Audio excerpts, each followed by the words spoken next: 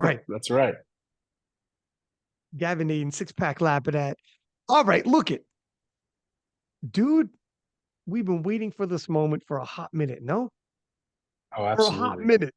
How how does it feel? Because it's been a trying year.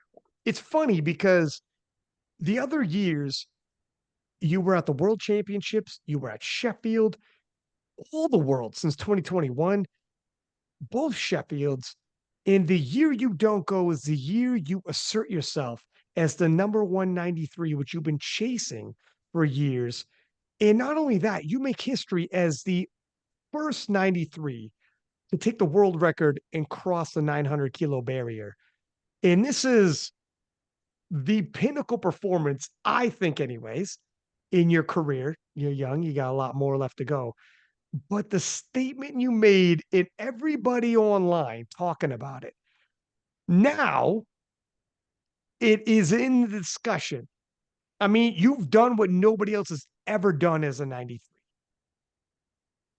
How does it feel right now? I mean, truthfully, it feels good, but it doesn't feel great.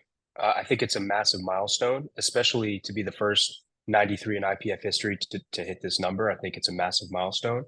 Um, but of course, I always have, no matter whether I have a good performance or a bad performance, or even the best performance, I will always think about the things that I could have done better, should have done better. Um, mistakes that I have made that shouldn't have been made. Goals that I had that I did not make, that I did not achieve. And so, of course, it's easier for me to ruminate about those things than it is to sit back, look at the big picture, and see what we've done. You know, all I really can see is what I haven't done, what I have yet to do, and that's something that I've been working on as an athlete. But I also think that is a somewhat healthy thing because it does push you to improve, to be better. That said, it feels good, man. It feels good to finally have hit that milestone, to be the first to break that 900 kg barrier. I also, this meet needed to be a statement. I didn't, I mean, you look, man, you know me. I don't chip records, I crush them. And so I didn't want to leave that meet having chipped the squat world record or having chipped the total world record. I wanted to leave that meet confidently knowing that I not only am the strongest motherfucker in the class, but I have the ability to absolutely dominate in the class. And to me, that requires crushing a world record, not just going up by, a kilo or a chip or whatever, so it just, I can't do that. And so I'm very grateful that I had the opportunity to express my strength and to do that. I received a lot of grace from this meet, and yeah, man. I mean, I felt very confident coming in. So yeah, I'm happy with the performance. It feels good, man. It feels good to be the first one to break this barrier. But I know that I am far from the last person. I think now we've just opened up the floodgates, and I wouldn't be surprised if we have over 593s within the next year. Totaling well over 900, myself included, of course. But there's always a first. And in your career, previously, you couldn't raise your hand and say, I got the biggest total, period, ever. Like I am the strongest. By literally by stats, now you can. And you've been chasing this moment so close so many times.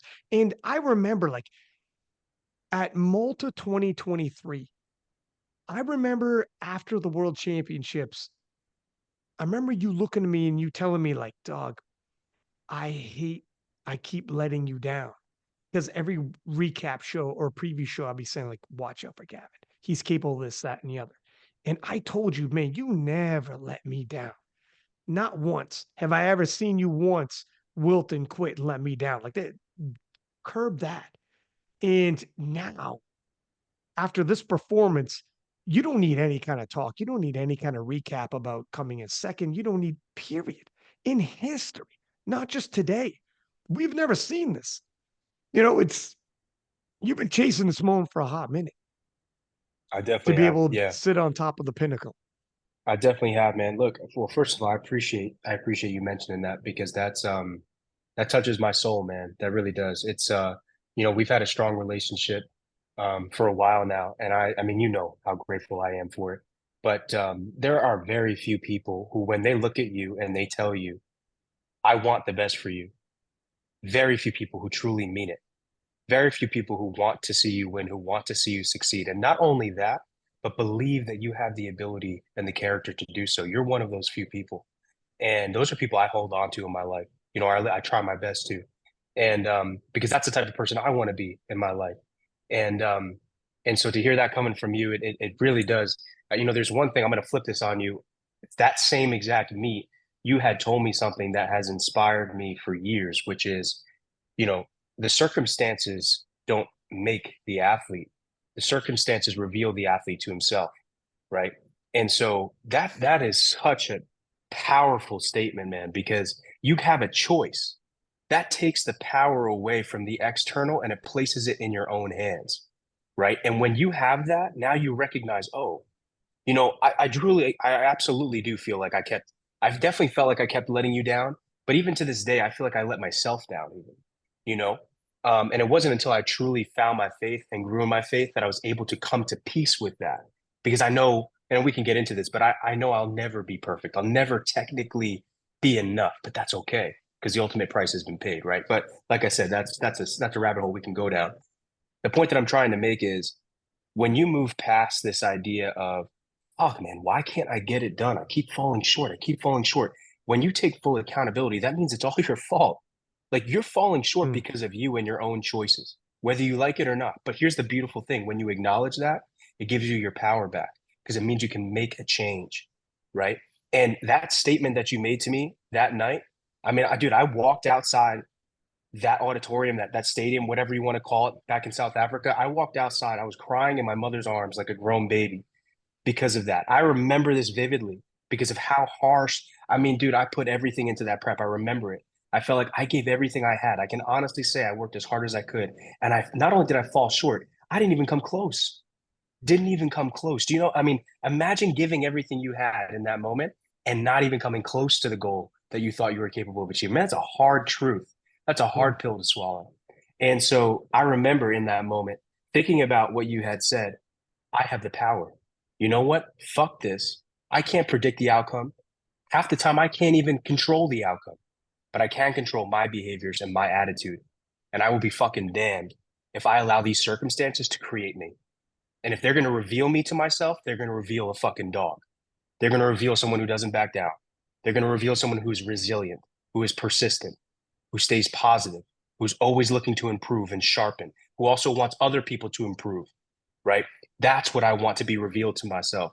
And that was something that I took to heart strictly because you had said that to me that night back in South Africa. Wow. So, I so mean, yeah, look man. at like I've been saying it, and a lot of people have, and we see the potential. And sometimes when the drums start beating for an individual, if it doesn't happen, and then the drums beat again, and it doesn't happen again, people start being like, "It's not going to happen. It's not going to." And there's a quote about courage. Courage is trying, failing, and never losing the same enthusiasm and trying again. Because it's so fucking easy to start taking the foot off the gas, start cutting corners, and start actually believing. If it was going to happen, it would have happened by now. I've had people tell me that in other parts of my life. Ryan, if it was going to happen, it would have happened by now. And things end up happening for you. It's difficult to actually do that. Never cut corners. As a matter of fact, you face a failure, you don't meet your expectations, augment and add on and keep adding on and then hearing the naysayers. By the time you can, I'm going to play the final deadlift and your reaction to it. But when the NAPF championship rolled around and it's international standards, international refing, and everybody knows the background with that on you and how difficult it's been and how many times it wouldn't sway your way. Where was your mentality going in this in terms of the naysayers and all of it? Yeah. So truthfully, man, this is going to sound really arrogant, but I think people who are in it will understand where this is coming from. And truly, it's coming from the deepest place of humility. I appreciate and am so grateful for everyone's support and recognition, even people who may not think that I'm capable. I really do appreciate it. But truthfully, man, I don't need it because I have God's grace. I have been blessed with his unconditional love that I don't even have to earn. So because I have that, and I'm called to be someone who can be greater than who I am right now, I know that I will consistently get better so long as that comes first. So fuck everyone else. And again, it comes from such a humble place because no one else has to deal with the consequences of my decisions. No matter what, I have to deal with those consequences. So I better put in the work to make sure that I'm making the decisions, if nothing else, that are absolutely best for me and the people around me. Right. And so that's my responsibility. That's my duty. And so when you lead with that, there comes this, dude, it's just this deeper understanding of like, look, man, I'm going to be honest with you. I could 100% understand someone who says, Gavin, I think you are the absolute best in the world. I can also 100% understand someone who says, Gavin, I think you're the worst power lifter to step on a platform. I can see both sides because I think the same things, brother. I'm so aware of that within myself. Absolutely. So when you set that aside and you realize no matter what perspective you take, what is the end goal? Well, the end goal is to be a champion. Okay, what does that require? That requires change because I'm not a champion right now. So I must get better. So the only actionable step is to get better, regardless of what people say, positive or negative, regardless of what you even think about yourself, positive or negative. It doesn't matter because the truth itself is we have to get better. So that's my only focus, getting better, putting it all on the platform. It's who you become in pursuit of breaking the 900 kg barrier. Bro, it's a fucking number, man. It's a number. It's 3 digits. It's fragile. It's going to get broken within the next 6 to 8 months, guaranteed. If not by anybody else, definitely by myself. So, it doesn't mean anything. What matters is who you have to become in pursuit of that. And so, it's a long-winded answer, but my goal coming into this meet was to prove to myself um, that I have the ability. I believe I have, and that means to express my strength in a professional way at the highest standard for the world to see. I unfortunately fell short at nationals and missed weight, which in my opinion, at my level, is pretty unacceptable, especially because this wasn't my first time missing weight. I mean, I had missed weight at a previous national championship, USBI nationals. And so, that should not have had to happen twice for me to really learn my lesson. But my mom always said I had to learn things the hard way. So it is what it is. But Bless. yeah, but so I fell short there. So I absolutely would have loved to have seized the opportunity at the World Championship to do this. Um, but my next best option, honestly, was the NAPF Championship. There really was nothing else that would allow me to set an official world record, right? And so I went into this meet 100% confident that I had the ability. Honestly, man, I mean, I said this in my newest YouTube video, which dropped just before the NAPF Championship. I wanted to make sure it dropped just before that because I put my predictions out for myself for that performance. And in it, I'm very transparent. I wanted 900 on seconds, 923 on my thirds. And I 100% believe I have the ability to do that. If I can dial everything in and if everything goes the way it should and could, we've got 923 minimum. I know it. And so again, this confidence is built through the work. It's through the work that you find the solace, that you find the comfort, that you find the confidence. It's regardless of what the naysayers think. Man, dude, like I said, these people will always be there, but they're not in it. If they were in it, it'd be different. And even then, dude, I've got competitors that don't want to see me do well, that don't want to see me eat, that don't want to recognize my performances. They don't. That's okay. That's on them. That's okay. They have no obligation to me to respect me in that way. That's all right. And I'm not going to let that affect how I respect them. I still want them to do well. I still want the best from them. You know why? Because Ryan, their best brings out my best. So it's a win fucking win. And that's what I want. And so again, when you see things through this lens of, dude, all I give a shit about is being the absolute best I can be because I know if I'm the best I can be, I will be the best ever. Well, then it doesn't matter what other people say or think. It just doesn't. If you got the people closest to you who can hold you accountable, make sure you're looking in the mirror, make sure you're actually doing the things you say you're going to do. And if you're not, you correct course. The fuck else you need, man? Hopefully that answers your question. But yeah, the No, naysayers are helpful, but I don't, it's okay. let's back it up and let's walk this through. PA Nats, when you missed, let's talk about leading into why you think you missed and then your decision. I'm going to lift anyways. I was there at the time. I remember talking. Mhm. I remember showing up and I saw your girl and your dad. And I was like, "Hey guys, what's up?" And like usually it's all, happy go lucky. They're outside the venue and they look stressed. It's like, "Oh shit." Went inside the venue. I found out we had a chat. And you ended up, despite missing weight, posting up 895, a very significant total. A total that won Sheffield, a total that won the world championship. This is a 895 was you hit 895, you're right there with everybody else. So it's very important that you hit that 895 on the day, if not in the 93s. But maybe talk us through missing the weight and your decision, you know what, I'm going for it. And was 895 the number you were looking for? And then we'll walk past that. We'll go into worlds and then we'll go into the big climax of what NAPFs was. Yeah, absolutely. Yeah, I like that idea. So yeah, missing weight at nationals obviously was not in the plan. And it's my own fault, dude. It really is. The only excuse I can give myself, I'm not even gonna say it's an excuse, but the only leniency I'll give myself is that we had the 5 week turnaround from Sheffield. And because of some business that I had to do in the UK after Sheffield, I really only had 4 weeks. And that's just not enough time to make any sort of real body weight changes. I mean, as losing body fat does, you're not gonna do that in 4 weeks, you know. So there wasn't too much I could have done, but at the same time, there were things that I absolutely could have done to at least improve my chances of making sure that we were going to be on point and make weight at nationals. But in short, man, yeah, obviously it was not part of the plan. A couple things got messed up in terms of the gut cut, water cut, and it's nobody else's fault but my own. And dude, it was a really hard missing weight at a competition, whether it's a national championship or a local meet, it doesn't matter. It is a very defeating feeling. It's humiliating. It's embarrassing and it's humiliating because it's part of the job. So imagine that you put in all this hard work and preparation, and just the very first step of the job, you can't even get done. I mean, that's such a defeating and humiliating feel, especially because, brother, this sport is me, myself, and I. Yes, I have a team, and yes, when we win and we do well, we win together. I can't do it alone. But at the end of the day, I am the executionist. It is up to me to make things happen. And so if they don't happen, that's my fault. That falls on me. So it's a direct reflection of my own accountability, of my own diligence. Gavin, why did you miss me?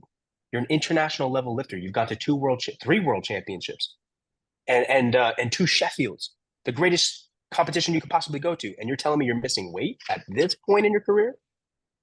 Like, what are you talking about? For somebody who talks all about standards and making sure he's on level, like, how is that even acceptable? It's not. And so it is a very humiliating and defeating feeling. However, you cannot allow that to stop you from pressing onwards. What's the next best thing you can do? It's not about how many resources you have, it's how resourceful you are with what you have. Okay, so we missed weight. It is a very defeating feeling. I'm very blessed and lucky that I had someone like yourself. I had Ray, who you know from the War Room, who's been handling my previous meets. He always has my back 110%. I had him in my corner. And really, what he told me, he was like, look, man, you went, because we still went through a brutal water cut. Everything in terms of how egregious it was the same. We just didn't lose the weight. So he was like, look, I don't want you to get hurt, but if you can recomp and you feel good, we'll do the meet. So I was like, okay, fair enough. So that's kind of what his words of advice were. But, the other thing is, look, you show up, people are expecting something. This is part of my job. My job is to compete, period, whether I want to or not. You don't get to choose. So it's kind of like, fuck your feelings, man. Like, you made your bed, now lay in it. Yes. Okay. So you feel like shit because you missed weight. Whose fault is that? Okay. So now what? You're going to bitch out now? Now you're going to say, okay, yeah, you know what? Forget it. I missed weight. There's no point in me competing, whatever. No, man. You have to press onwards. In fact, that was the moment. That was a very defining moment.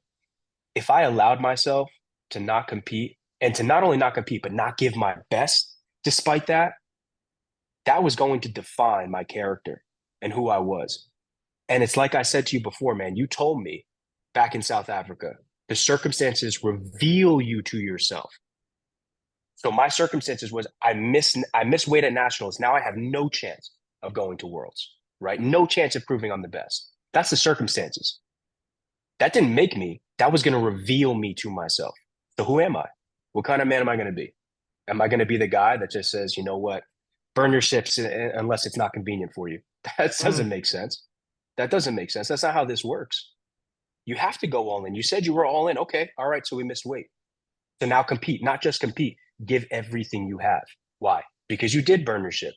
Because you did say you were going to go all in. So mean what the fuck you say and show up and do it. Because then who am I to turn around and tell other people that they can do that too when I can't even do it myself? Right? I'd become a liar. And that's not what I'm trying to be. At least, if nothing else, to myself, I have to look at myself in the mirror and trust what I say. That's the only way I can be confident. So yeah, man, it was definitely a tough decision to make. But again, even in USVI, when I had missed nationals, it was a very defeating feeling, and we still competed and we still did what we had to do. Um, and yeah, man, the goal was really to just show in and show out. Like, I mean, I had nothing to lose, like really nothing to lose at that point. So I was like, you know what, fuck it. I mean, let's just see what we got. And we went all in, dude. I mean, everything felt great. You know, squats were on point that meet. Bench was the only thing that was kind of was lacking behind, but you know, we almost hit 905. I think had my 750 from that meet counted. You know, which would have been a great number. But either way, yeah, we totaled the 895. You know, as I've said previously before NAPFs, I knew for sure I could hit that 895 at or below 93. You know, so to me, the fact that I missed weight, that didn't fuck with my confidence and or in my ability, you know, to hit that number. You know, I wasn't thinking, oh, well, the only reason why I hit 895 was because I, you know, missed weight. That's that I, you know, I knew that that wasn't the case. So yeah, man, I'm grateful that we were able to go as hard as we could and at least, you know, prove to people that we have the potential. Can you imagine you missed weight and didn't compete? You're right. People would absolutely gang up like crazy. You 100% are correct. The bed was laid, but you hopped in that bed and said, let's make what we got of it. And the fact that you still hit 895 and 895 was such a significant number there, and then later on at the World Championships, the fact you hit it kept you in there, kept you in the conversation. You can hit 895. Now, then it became a conversation of can you hit it at the appropriate body weight? So after the national championships, and everybody knows you got the strength, it became hitting it at that body weight. So let's talk about you made some adjustments. You brought in Layne Norton, who his mindset is close to yours. Dog, he Yeah. is fine. Dude, can I say something? I won't jump ahead too much, but my man was blowing up my phone. Like he's got my cell phone number. He is texting me. He's leaving me voice messages while you're competing at North Americans. Like he was crazy in, like, I mean, invested emotionally in your performance. In terms of a guy like you, if you're going to find a coach, he's going to meet you. He's going to meet you there and fire you up in the whole nine. And he was a 93. He was a 93 who competed at the world championships, broke world records, and was a squat specialist. Like It's still he's a competing. pretty good, yeah, and still competing. He's a world champion in the Masters, but a 93, sorry, in the Open, I meant to say. But yeah, he's a world champion, and he's going to be going for another world title in the Masters as well. But let's talk about your decision for Layne Norton, the adjustments you made, and then your impression watching the World Championships for the first time in years from the sidelines. Yeah, yeah, great questions. In terms of Layne Norton, yeah. So basically, coming off of my weight issue from nationals, I take full responsibility for what had happened. I really don't put that on anyone. At the end of the day, for me, you know, the cut itself, especially if I have time to cut, it's really just the calorie deficit, right?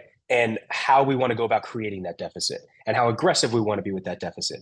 Contrary to popular belief, unfortunately, I am a very, dude, I eat like 0 calories if I want to lose weight. So my normal maintenance would be like 2,700 calories, which is nothing, right? Especially for a guy my size. I eat more Um, than you. yeah, exactly. So if I were to eat 2,700 calories every single day, I would probably maintain like a 216, 217 body weight. Oh, fuck. Maybe I'd need closer to like 2,850, 3,000 on like weekends or something like that. But yeah, if I'm not doing cardio or anything like that, that's all I need. So it takes me a long time to lose weight because I mean, I need to eat enough, just the calories alone from the protein and the carbs I need to fuel my training. And then, of course, the fats that might come along with the protein I eat, lean steaks, fish, things like that. I'm already at 1,500 to 1,800 calories, right? So, so it takes me a while. What am I getting at? The point is, it's not complicated. I needed to stop being a fat fuck, essentially, right? So I needed to just stop eating as much food Or fat and shaming clean things yourself. up. I mean, listen, bro, I'll fucking do anything to make sure I don't miss weight again. But you know, it's that's the trauma response. The trauma response. but yeah, no. So you know, look, again, I knew that all I needed was to find something that worked for me, to be diligent, to be strict, and to stay in line, right? And so, and I want to be very clear. Like, I think Kedrick was a phenomenal nutrition coach. I think he really knows his shit. And to his credit, like he would tell you, I'm like, I was one of his like worst clients because my communication was shit. You know, I never really tracked food. Like that's just the truth. So, um, so yeah, so I just figured it was like, you know what, man, like I'm not gonna pay, you know, a coach month to month and stuff like that. If really all I need to do is just simply eat less, essentially, right? So so that was the decision. So I started using the Carbon Diet app, which is Lane's app. And it's really cool because it basically auto adjusts everything for you. The more data you put in, obviously, the more accurate it'll be. But it's just like any other fitness app. You scan, you know, your food. You can put in stuff specifically if you want to not have to scan shit in, and it would just automatically adjust things for me. So I was following that basically almost from I want to say like a week or two after nationals till like to this day.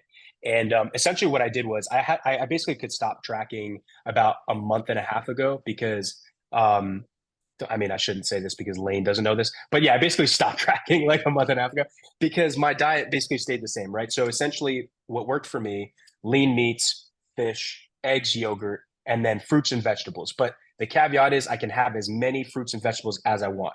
The downside, I can't Wow. have any other type of carb. Yeah, exactly. So to me, it's like, look, nobody's getting fat off of berries and broccoli. It's not happening. So there's just, I can't afford to go to the grocery store and buy 30 packs of $10 a pound blueberries. You know what I mean? So I can only eat so much fruit in a day anyway. So basically, I ended up having strictly fruit, veggies, my lean meats, the fish, usually tuna and salmon, and then you know yogurts in the morning with my eggs and stuff like that. And then really the only time I would supplement any other type of carb was my dextrose powder around my training session. So that was pretty much it. And then I upped my cardio. So I did that, dude. When I say like I, I mean, how many months did I cut for? And I went from essentially 217 to 208, 209. So like Damn. slow cut. Yeah. But the benefit is I retained a lot of my muscle and all of my strength, if not improved upon it. Mm. You know, so I'll take it. Like I'm grateful for that. Where Lane really stepped in was with the week of the meet and the cut. So of course, you know, throughout the whole process, he made himself available to me, and he was very gracious with his time. But made himself available to me to kind of walk me through. Like we kind of game planned a little bit. Like okay, if we can hit this number by X, you know, point, this is what we're going to do as we peak, and you know, just little things. But where he really shined, of course, was the week of this meet, and it was the smoothest, easiest water cut I've ever done. I still had some hiccups, particularly with the recomp, but in terms of the water cut itself and making weight, there was no sauna. Um, I was eating, you know, and honestly, I was even eating like the morning of the meet and still weighed in almost a full kilo less. So Crazy. yeah, dude. So I mean, you know, we basically like essentially by the day before the meet, I was sitting at 204. The morning of the day before the meet, I was 204. And that was I hadn't even stopped my water intake by that point, you know. Um, so yeah, so you know, the water cut was essentially seamless. And yeah, I mean, we can talk about you know when we start getting into the NAPF, you know, the meet itself. We can talk more about what that recomp, you know, was like, and you know, I think I kind of fucked that up a little bit, but yeah, dude, in terms of the cut, it was you know it was pretty seamless. For yeah, we'll go into worlds, but for anybody who was like, can you make weight if the weight is an issue? You were well, like you smashed that. Not only can you make weight, but retain the strength. Well, you made weight and got the biggest total we've ever seen. Like it was a whole nother ball game once you did so. But watching the world championships, and it's the battle of the 93s. What was your impression of the battle? What was your emotion? I'm gonna tell you straight up. This is the first world championship since coming out of COVID. Well, actually, no. Russ was there for the first one, but no, it was weird. I'm used to you. I'm used to Delaney. It was weird, man. I'm used to Taylor. This was a different. It felt different. You Yeah. guys are like it felt off, and it was different. It was The different. good And thing how is you was won't have to get used to it. oh my man? It was a one-off. Don't worry about it. It is Yeah, what don't it worry about it. is. This was an excursion. This was It's just the side. I had a side quest I had to handle. I had to handle a yeah. little something. I'm back. Um, but yeah, it was definitely different. How about like yourself, the emotions of watching it after being there year after year after year and seeing the battle, seeing 895 again, which you know you're capable of, and now we know you're capable of more. What was that like? And what's your impressions? Well, so first and foremost, I want to be very clear. Missing weight, making weight doesn't matter. Brandon Petrie did what needed to be done to be the best 93 in the nation, right? So that can't be taken from him, period. That needs to be stated. So, he totaled 895. And, I mean, at the time, especially, I mean, that was the world record total, right? So we need to be clear on that. And so I'm very proud of him for that, especially because, although it sucks not being a part of the world championship, I am still an American and I want my country to be represented. I want my country to be well represented. And I think Brandon Petrie did that. And so I'm super, happy that he was there. So yeah, of course, look, they're all phenomenal athletes, the 93s, and I will die on this hill. It has the greatest depth of the strongest athletes. We have the most egregious talent. We have the most extreme. I don't even want to say like the most extreme fight in us, but you name any other class that has to consistently go head to head and battle, truly battle, not just one, not just two, but three, four, five different athletes at the same time for a championship. I mean, come on, man. The statistics don't lie, brother. We can look back 4 or 5 years ago. What was the world record total? I remember when I competed in Sweden for my junior world championship. I think I totaled somewhere around like, I don't remember what it was, 843, whatever it was. And that would have placed me third that championship. And I forget what first place had, but I believe it was sub 850. I mean, dude, the world record is 901 now. And that's just in a few short years. Look at any other class. How hard has their world record been pushed? I mean, at least for the men's side, right? So it's like that alone will tell you just how insane our competition is, and just how talented we are, and how I think extreme we are when it comes to pushing the limits, of strength. So it's phenomenal watching these guys compete. Of course, it does feel really weird, especially because I wasn't born to be a spectator. I was born to be on stage. I was born to be a champion. I was born to be a performer. And so it doesn't feel right. It doesn't sit right with me. It just doesn't. However, I did that to myself. And so I sat with that for quite a minute, and I definitely did. I was honestly, man. And again, maybe I know some competitors who do not think this way at all. Maybe I'm wrong to think this way. It's very possible, but I wanted to see them total over 900. Like I genuinely wanted to see the world record because I know Gustav can do it. I know Emil can do it. I know Brandon. I know so many people can do it. So do it. And so I felt like this is it. Like this is, you know what? Yeah, it sucks I'm not here, but this is going to give me what I need to know going into NAPFs. Just how hard do I need to go? And so I was really hoping for 900 to be broken at Worlds, but again, the World Championship is a different nature, different beast. Most athletes go in there, if not all athletes, go in there thinking, what's the minimum necessary I need to do, not what's the maximum I am capable of doing. So yeah, man. I mean, I mean, the fact that I'm pretty sure 895 was the total of the meet, and Gustav won on body weight, I believe. Right? Is that right? That's right. Yeah. So world championship and matching a world record total at the world championship, winning on body weight, man. I mean, you're talking about that. That's a heavy class, bro. That's a heavy class. So yeah, man, I'm excited for the future of the 93s, and Worlds definitely did ignite the fire. Not that it ever went out, but I will say this: it fanned the fire for sure. I'm very proud of the athletes. I think everyone did well. And I'm really excited to see, of course, some of the changes that they're going to make. Emil, especially switching to mixed grip now. Just little things. As an athlete, you pick up on little things, but I'm really excited to see where the class goes, but of course, I'm more excited to be a part of that. Again, moving forward. So Watching the World Championships, were you surprised at all how it unfolded? Obviously, Gustav won Sheffield. I think he was the favorite going in, but the hype around Brendan Petrie, Emil Krastev, and everything that he brought, he looked like he was cruising until that last deadlift. If you would have told me there's $1 million on the table, bet he hits the last deadlift, goes 905, or bet he misses and stays 895, I would have said he hits. Like when you walked away, it felt like the 93s, and this is probably what's always going to be like, is it begs a rematch. It begs a redo. But Gustav has got two big ones in a row now, doesn't he? How do you feel the 93s are looking right now? I mean, the 93s are the strongest they've ever been, man. We're all going to be 930 plus. I know I'm going to be 930 plus soon. I feel like I'm already there. It's just a matter. Powerlifting is different than strength training, right? Like in the gym, I can put up 930, sure. But doing that at a meet is way different. So, but either way, I do think, I'll be 930 plus soon. And I think a lot of us are all capable of getting very close to that already, as we are today, you know. So yeah, man, I think the future of the 93s is absolutely fucking unreal, especially because we have more people joining the race. We've got Jamar, Juwan, and I don't want to leave anyone out, but we've also had somebody from NAPF, his name is Peyton. He pulled 355 on his third, and and he's young. He just got out of juniors, and I believe he finished with a total of like 865 ish or something like that. So I mean, come on, man. We again, it's a tight race, but it's good because it's sharpening all of us, I believe.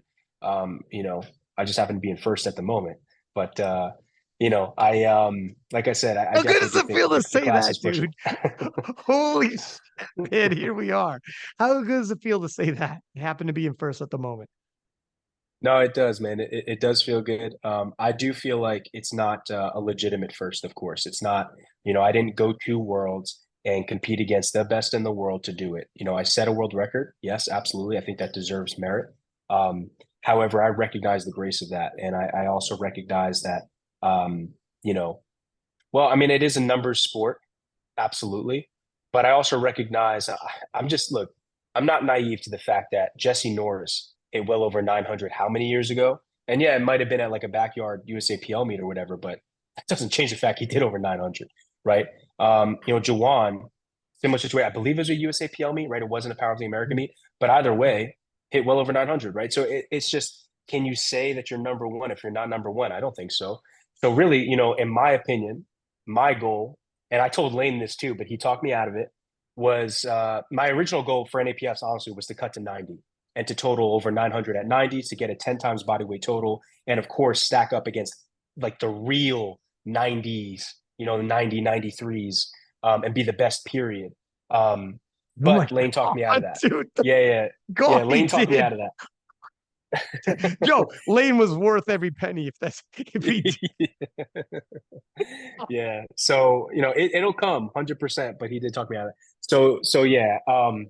Yeah, man. I mean, it's insane. Like I said, I think that the 93s it's going to be crazy, but it does feel good. It feels good to own the world record, not just the world record total, but the world record squat again.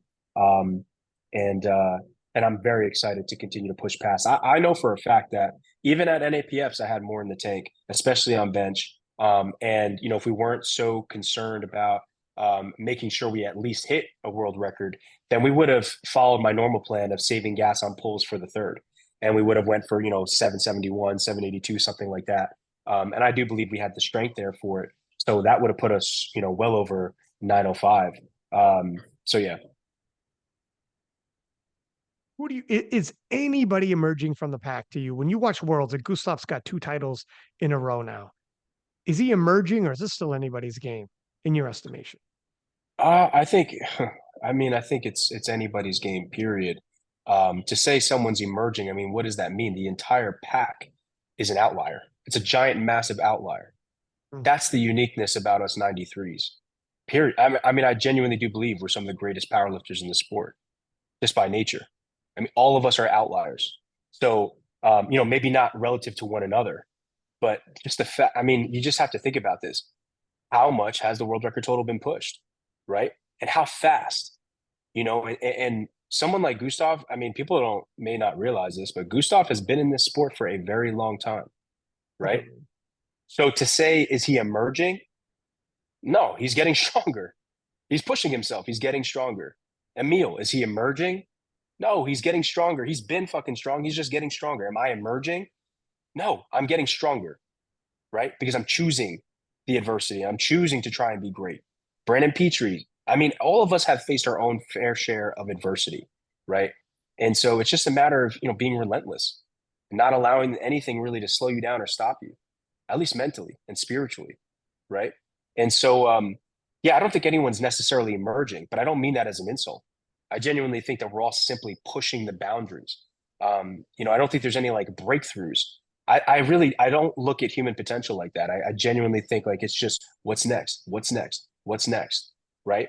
And and like I said, there are some phenomenal athletes who are coming into nationals, this in 2025, who I think are going to do really, really well.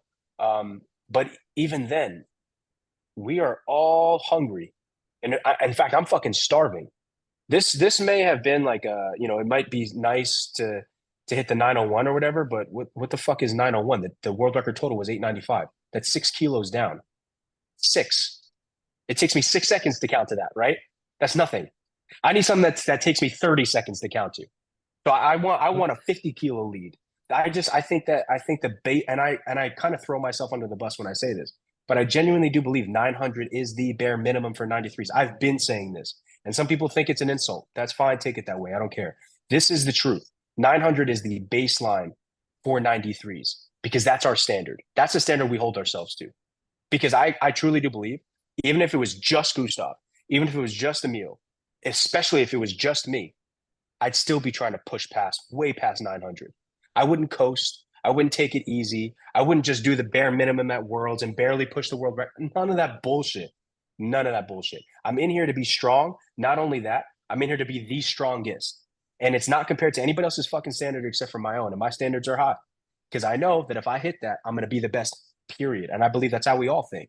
And so yeah, I'm kind of running off a tangent here, but the point is nobody's emerging, man. We're all just simply pushing the boundaries. The class that literally nobody can break through. You're right. Nobody's become like a dominant force. It's so difficult. Even when Keiko was stringing together some wins, he has an off day and loses the chance. And he could be neck and neck with someone else. Like, and obviously Gustav beat him at Sheffield. Like, it's nobody can, it's such a tight class. Nobody can break through. And you're not bullshitting when it comes to you're talking about standards. I had Layne messaging me when your second attempt, let's talk about the attempts and your goals for North American Championship, was 341. Layne was like, holy shit. He was like, this kid's gonna give me an anxiety attack. I mean, when I say Layne was heavily invested, he was heavily invested. Yeah, bro. He's He like, was I swear, he's like, I swear to God, I got anxiety right now. And then you missed 341. And he's hit me up, man. He's giving me voicemails, and he called. I think he called me, and there's not a big like he called me several times that day. I think he called me between your second and third squats weren't even over yet, and we're already talking. He's like, "Holy shit, 310 for an opener. He needs this. He needs this." And we're it's like he could do it. Strength is there. He's got to meet the standard, and that's what the biggest difference between uh, a local meet and an international meet, and you've tasted this, is standards are high. Standards of calls, drug testing, not saying that, but it is all of it. You have to go through a lot to go through regional to nationals to worlds. You are going to have gone through a lot of standards. That's why it's important that world records aren't broken at a local meet, but are broken at an international level. Just want to say that because I know you would allude to what doesn't matter, but it does. Like for like, can you imagine if there's a fucking track meet in the middle of Russia somewhere? Like, hey, we got 10 world records broken. They'd be like, oh, yeah, yeah, really? yeah. Really? Hey, it looked like no other sport would be like, hey, listen, homie, Well, yeah, you come to an international meet where we all got yeah. eyes on this. No, and to be fair, what I will say is this. the IPF obviously I think is touted as having like, the highest standards. Whether or not you want to debate that doesn't matter. The IPF's job is to be consistent. Now, I don't really know how consistent the IPF judging is, refereeing is. I don't have data on that. I have received the shitty end of the stick when it comes to the judging and the jury calls and the refereeing. I mean, we can't even count how many times I've received that, right? So I understand what it feels like to fall short of such a high standard. I do. I get it. I've taken a lot of punches on the chin. And again, dude, it's sometimes, it kind of just kind of comes down to the day, but a lot of times I think it comes down to you trying to rise to that standard as best as you can, and then allowing yourself to embrace what happens next and moving forward with it regardless, right? Because let's take the NAPS, for example, right? So we missed the second, go to the third, technically missed the third, waiting for the jury overturn. I'm in the back. I have no idea what's going on.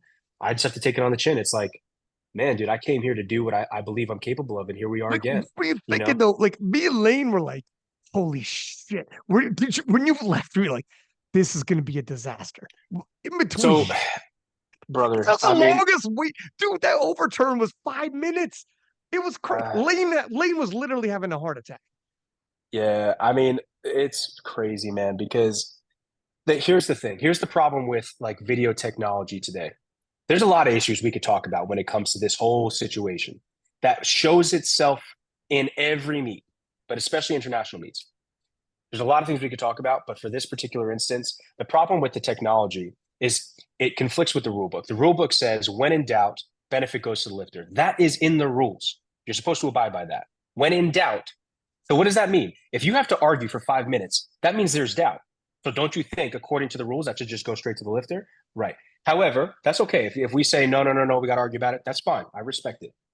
The problem, though, is that people have different perspectives on that. What is doubt? What does that look like? You have instant replay. You can study that shit down to the wire. All that stuff is fine. The problem is you lose appreciation for the lifting itself. And this is where we run into an issue, right? Because now you're compounding this idea of it has to be perfect with also this idea that's in the rule book. Well, if it's not perfect, but we're not sure, it should go to the benefit of the lifter. Those two don't mix, but we're compounding them, we're sandwiching them. That creates this sort of like inconsistency, I think, in the calls and stuff that, a lot of people, will talk about. And again, man, it is what it is. All I can say is that it was an international meet. You can set world records there. It is up to the IPF to sustain that standard. That's not up to me. That's not up to you. That's not even up to the people who are running the meet. It has to do with the IPF. And so we, as members of the IPF, have to trust and rely on the fact that every time the IPF holds an international standard of competition, it is to the international standard, and it is as consistent as it can be. It is as impartial and unbiased as it can be, and we have to trust that. So that's what that's the perspective. So like when we're coming back, I mean, I can tell you right now that because I can feel it, that the depth I hit on my second squat was the same depth I hit on my first squat. I can feel it. The depth I hit on my third squat, I tried to bottom that shit out as hard as I could. That's why I lost positioning. That's why I had to grind it the way I did. It's just what it is. It was a fucking fight. Now, there are some other variables that went into that, like, again, the recomp and stuff, and we can talk about that later. But, yeah, so I know, and even watching the live stream, you can see it. I buckle at the bottom because why? I'm bottoming out. So for people who don't know, when you squat, you have options. You can control the descent. You can kind of flow down into the descent, get a stretch reflex. Bottoming out is when you pretty much lose all tension, essentially, at the hole, and you just kind of hope for the best and allow yourself the momentum from bottoming out. So really just getting fully lengthened in the hole. You then pick you back up and you kind of almost like not catch the bar, but you kind of just like resume the lift as soon as you can and just fight through it. The problem is that a lot of times that can fuck with your positioning, right? In most cases, you get pitched forward, so you end up having to use a lot more of your erectors. Like that's exactly what happened in that third squat. But I had no choice because I was like, okay, whatever I did on that second isn't going to fly. So I'm going to have to bottom this shit out. So that's what I tried to do. Now, I had a juror. I wish I knew his name. I feel so terrible. He's such a nice guy. Gaston Perron. I don't even think he was there. You trying to get me in trouble? No. But I had a jury member come up to me in the back And he was like, listen, I'm not just saying this. We have like video of this. He's like, listen, I'm not just saying this. I am very hard on squats. That you could not have gone deeper on that squat. So he was kind of fighting for me on the jury. And look, and that meant a lot to me because of course naturally I felt like, man, dude, if I didn't get the three white lights or even 2-1, I didn't really earn that squat. Maybe I just got lucky that the jury overturned it. So for him to come to the back, take the time to do that and to say that to me meant a lot to me. And yeah, I mean, again, I have no reason to bullshit about this. You know, he really he made it very clear that that squat was earned. You know, and so yeah, man. I mean, it is what it is. But like I said, getting back to the original point, it's up to the IPF to sustain these international standards. This was not a local situation. I mean, for me, this was a 5-hour flight, 3-hour time difference. I mean, to put it into perspective, Malta, I believe, was like a 7-hour flight. Sheffield, 7-hour flight, 5-hour time difference. These aren't too different. International standards, hence the world records being able to be set, right? So it's not like, it's just, it doesn't really make sense to me when people try and make this argument that like, well, it's the world record isn't really a world record because it wasn't set at Worlds, this kind of thing. It's like, I What? mean, Who look, says man, I don't, I think there are a lot of people that's who find never it been to the be case? illegitimate. I think there's a lot of people who find it to be illegitimate. And look, what I will say is this, man, it's like exactly what I was saying before earlier in this podcast. Whatever you're saying, man, I've said it to myself. I really have. I've thought about it. I promise you. If you told me, oh, Gav, you know what, that shit was high. You don't deserve that. You got lucky with the jury. I've thought about that 100%. And it makes you feel like shit. At least it makes me feel like shit because I feel like, well, I want to earn my performance. I don't just want to win. I don't just want to hit the world record. I want to know I hit it. I want to make sure I don't want to know I did it. I want it. That's why I want my competition to be their strongest on the day. I don't want them to get sick. I don't want them to show up and tear their hands. I don't want any of that. I know some competitors who think like that. That's not me because I want to know that when I win, it meant something. I won against their best, right? And I want to respect them enough by me showing up at my best. That way, if they beat me, they did it when I was at my best. They truly earned that. That's how I think and that's how I feel. So, absolutely, like I said, I understand the idea that maybe it's not as legitimate. Maybe it's I had um, some help. I mean, whatever people want to say. I look. I've thought about all of that because again, keep in mind, I've never ever had the jury overturned in my favor. It I was has about to say. always been the opposite. No, I was gonna say it finally swings your way. We're gonna start doing this conversation. Let the guy have his day, for God's Yeah. sakes, man. Yeah, but yeah, man, it is what it is. But yeah, I appreciate you clarifying that because it is true. I mean, it is an international competition. I do encourage people to check out the NAPFs. People have been sleeping on it. I didn't honestly even really know about it until after nationals, so I was trying to think about my options. And yeah, I mean, you can set world records there. I mean, it makes so much sense if you are in the position to do that. Not only do they have NAPFs, but every 2 years they have Pan Americans, which is the entire Western Hemisphere. So you have everyone from South America, Brazil, the whole nine as well. So it gets even bigger after that.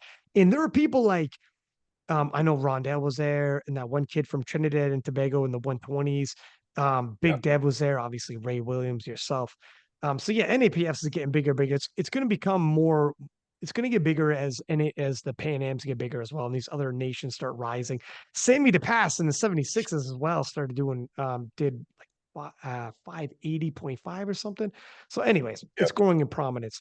But so moving into the bench press, I remember Lane texting me and he was worried. He's like, holy shit, man, 341 was a big second attempt for squat. First off, let me ask you, what was your third attempt going to be, my friend? Well, so my training was going really well. I gave myself zero excuses for this competition, man. And people that I bumped into leading up to the meet who were asking me about my stuff, I was very transparent. There were no outs. My weight was on point. My strength, I was the strongest I've ever been. Mentally, spiritually, I mean, I was in top shape. And so there were no excuses. If this didn't happen, 100%, I mean, it's on me, So, and I still stand by that. So training was going really well, and I knew how I hit the 340 I took in the gym the week prior. I knew that if I was feeling strong, I would have 765 top end. Um, so which is like what is that, 345 maybe 347 and a Hmm. half, something like that. So I knew that was there, and I know that I have the strength for that. So really, bro, again, my goal was to hit 900 on seconds. Every second attempt would line up to be 900. So the second attempt for squat would be 340. The second attempt for bench originally was supposed to be 220. And then the second attempt on deadlift would be whatever we need to hit 900. The idea, though, was that we would have a lot of breathing room because the third squat would give us an extra 5 kilos. The third bench would give us an extra 2.5 to 7.5 kilos. And then the second deadlift wouldn't have to be that heavy. Maybe it would be like, I don't know, 325, 330, something like that, which it kind of ended up being around there anyway. And then the third pull, we could just go fucking, again, I wanted to go for 923. I wanted to go as high as I could. So, of course, not being able to hit my top end on squat, or at least even really having the ability to hit the top end on squat, kind of sucked. But I really do, dude, like, I think it was just the recomp. This was the first time What where, happened there? Let's like, talk about that. yeah, so the water cut obviously did its job. The problem is this was my first time doing a water cut where I was where it really worked, and I was pretty much at weight days prior to the meet. So that means that like my normal is, let's say, 209, 210. So let's say that's like, what is that, 95 kilos or something like that. So if I'm there, you're talking about, 2 or 3 days out from the meet, I'm already at 94. Then I'm at like, 93 and a half. So that's a lot of weight to be down just from Yeah. not even really changing much, right? So I think what happened was, and Layne can confirm this or deny this. I don't know. This is just my guesstimate. But my thought process is this: my body spent a minimum of 24 hours super dehydrated, right? So although I was still eating and I was still getting all that stuff in, my body spent a lot more time dehydrated. And then to cram all that sodium, carbs, water in that 2 hour, it was just not going to happen. My body was not going to be able to recomp as well. Whereas in the past, although my water cuts were really brutal, they were fast. I'd be in the sauna for 6 hours, yeah, but I was at my normal weight before the sauna. And then after the sauna, I'm down, let's say, 5 kilos of water. But literally, as soon as I weigh in, I'm dumping all that shit back in. And Hmm. so, I feel like garbage for that first, 2 hours, but I come back to life pretty fast. I get my legs under me. For this meet, dude, my stomach was so fucked up the entire meet into the next day. I've never had that much GI like discomfort. Like, it was terrible. And then I could not feel my legs under me until my third deadlift. So all of my squats, I couldn't feel my balance. Oh And my I don't know God. how to describe it, but like, if you've done this before, you would know exactly what I'm talking about for the people listening. Like, you feel like your legs, you can't really feel the contraction. Like, it just kind of feels like you're standing on like sticks in a way. And you almost kind of Hmm. have to like hope that you can activate them. So that's how it felt. And so it felt like that all the way through till, I would say, probably deadlifts. And I knew that too, because like the weight, of course, felt heavy, but like, if I were to hold my hand out straight, I couldn't keep it still. I would shake a little bit, right? And so that's usually a sign of like, dehydration, maybe the electrolyte deficiencies, all that sort of thing. So I was sustaining that deficiency kind of throughout the meet. I think my body was just having a hard time recomping because it did spend so much time.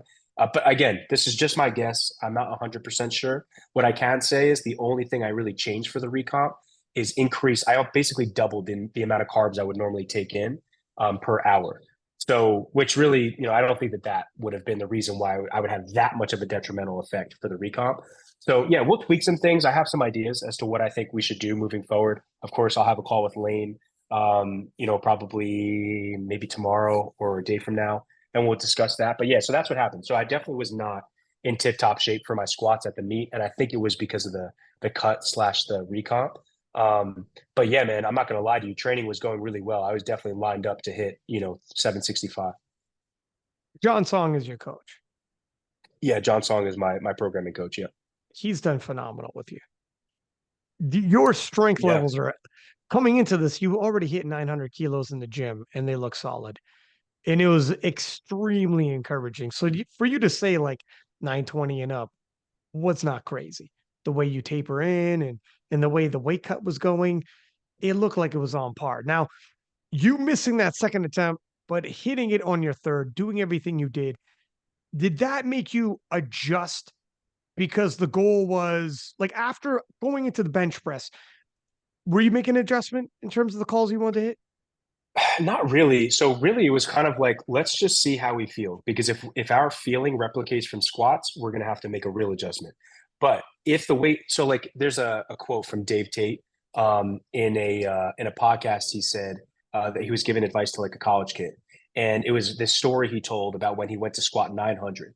And Louis Simmons, if you're listening and you don't know who I'm talking about here, that's sad. I'm getting old. But these are all West Side guys, and this is like when You're not powerlifting getting was a old. different animal. Yeah.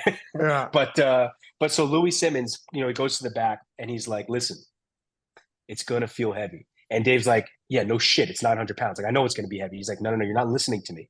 It's gonna feel heavy, but just because it's heavy doesn't mean you can't do it. So that's always stuck with me. And I Louis like goes out. that. Dave Tate goes out. He gets under the bar. He's like, that shit was fucking heavy. And he's like, he's walking it out. He's fucking, and he's like, but he reiterates that shit in his mind. Down and up, he was like, it was one of the easiest squats of my life. And so ever since then, that's kind of like the advice he tells his kids and his college kids and stuff. So that stuck with me. I listened to that like maybe 5, 6 years ago. It's crazy how certain things stick with you. But dude, that's something I even think about when I get under the bar today.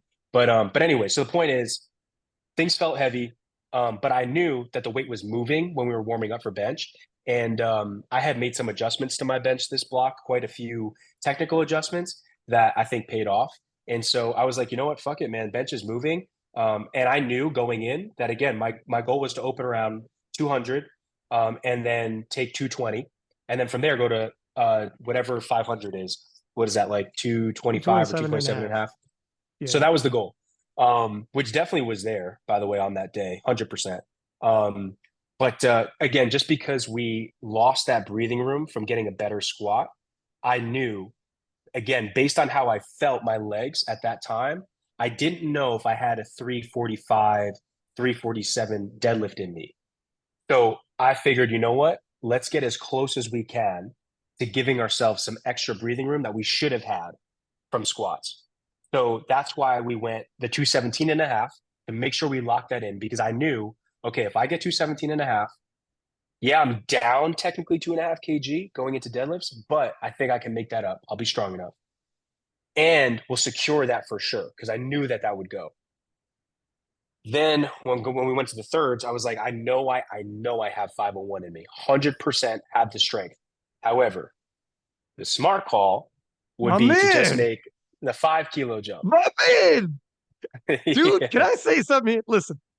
Um, so for squats, when squats were happening and you went 341, first off, let me quickly ask you, were you making the calls? Was Ray making the calls kind of in conjunction together, but or were you like, look at this is what it's gonna be? Yeah, so I went into this meet. I told John straight up from like 3 months out. I was like, yo, just so you know, we're going 900 on seconds, 923 on thirds. And every week for 3 months, that's what I told him and Ray. The thing is, Ray believes in me and he has confidence in me. And so because of that, he can trust me when I tell him, yo, we're loading it, right? And we're going to get it. But also, it's not just some bullshit ass like, oh, tough guy act. Statistically, I'd be an idiot not to do that because statistically, I miss my second on the depth, right? Or sorry, not my second. I miss my third on the depth. So I will take a conservative, let's say go 683 and then 716, 727. And then we go for the big squat on the third. We miss it on depth. We have no other choice. So now the strategy is, well, just get comfortable with big jumps. Don't be a little bitch, make the big jump, hit it. If you get it, great. You have now multiple options. You can go up, you can mix the third, or you can go conservative, maybe go up 2.5. You don't have to make a crazy jump, right? So to me, it was the smartest decision. But yeah, me, Ray, Rodney, we were all kind of just talking about it. I'm very flexible for the most part. But again, I also understand that you need to take risks. I mean, you're not going to win or set a crazy record by not taking risks. I told Lane, he's like, when you, after squats, when we went into bench, he said, I think 220, he goes, I think 225, whatever it's going to be, it's there. He goes, but I don't think he's calculating it. Dog, this guy, I can't emphasize how into this he was, but he's crunching all of your numbers and be like, he doesn't need it. He goes, I'm just worried he's going to load it, but he doesn't need it. And then when you put on 222.5, he's like, holy shit. And I'm like, all right, man, this is going to happen. He goes, well, he for sure has 225.5. To your point, exactly what you're saying. But before we'd got there, and it was 341 for your second, and you missed it. And he's like, holy shit, man, we're on the phone call. I'm like, listen to me, Layne. He's like, I don't know, man.